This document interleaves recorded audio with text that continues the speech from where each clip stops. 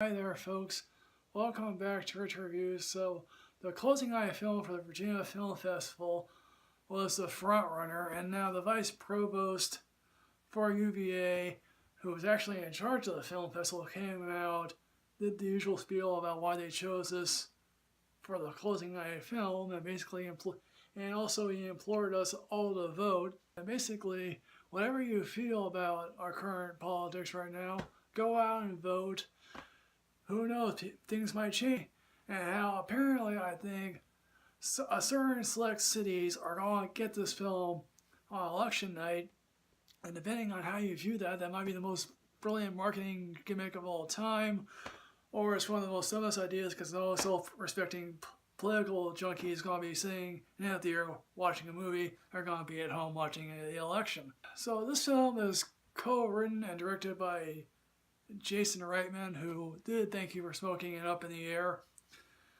And I think this film is like his other films that he's made, is about sympathy for characters.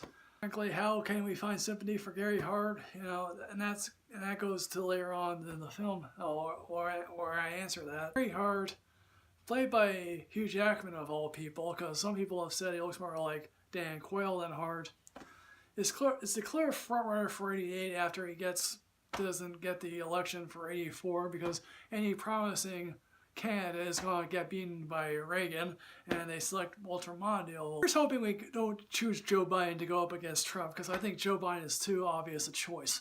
And of course, the press is covering him. He's trying to espouse the new ideas that will eventually get Bill Clinton elected. At least one report asked him about his marital issues. Now, of course, at least at one point during the film, Alfred Molina, who is playing Ben Bradley, and there's at least the third person who played Ben Bradley, because we got Jason Robards, we got Tom Hanks, now it's Alfred Molina.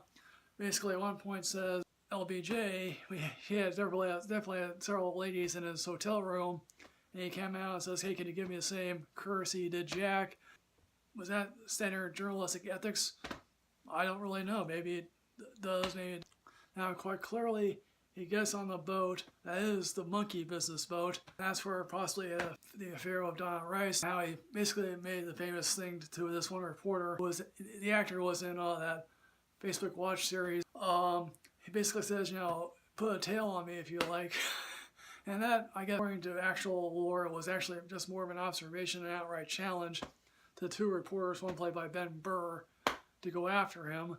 Now, again, as I mentioned earlier on, this film, I think, is trying to be sympathetic towards Hart, because quite frankly, he doesn't come to realize, oh yeah, this is going to be big news, this is going to derail my chances of being elected president. And his campaign manager, played by the farmer's insurance guy, J.K. Simmons, basically says, no, this is how you survive past today, and this is not 72, it's not even 82.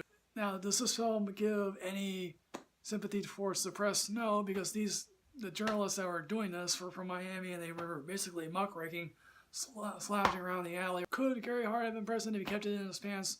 Probably so. And again, it went from Gary Hart, who got chased out of the presidential election for alleged impropriety, to, you know, Bill Clinton, who at least was who was a known womanizer, to our current president, who has affairs with porn stars, Playboy models, which I'd say, who doesn't want to sleep with a porn star? And for Sarah Paxton, who plays Donna Rice, she's more really an enigma in this, although it's funny that Sarah Paxton was born the same year that this scandal got started.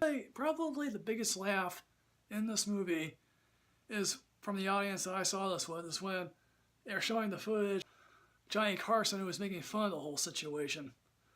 Because he basically says, hey look, if you're going to go on a boat, don't call it monkey business. Jackman does a reasonably good job of a guy who clearly doesn't see the consequences that's going to be happening. And at least one point he thinks the people outside his house are for George H.W. Bush, because he was director of the CIA, and plenty of people afterward think, oh yeah, Lee Atwater, you know, shot the photos that derailed Hart, with the photo of him and Rice on his lap. Yeah, folks, what I'm going to say is that this is a very fascinating portrait, but all depending on how you view that you want to relive this scandal. If you're age like me, you're thinking to yourself, what was the big deal? And to anyone else probably older than me, do you really want to watch the thing knowing that you have filled it out. So I'm going to say, I'm going to give this a matinee rating because I think there are some very fascinating moments here. So folks, The Front Runner, have you seen this? What did you think? Please put everything in the comment box below. I'll see you next time, folks, with another film. Hooray.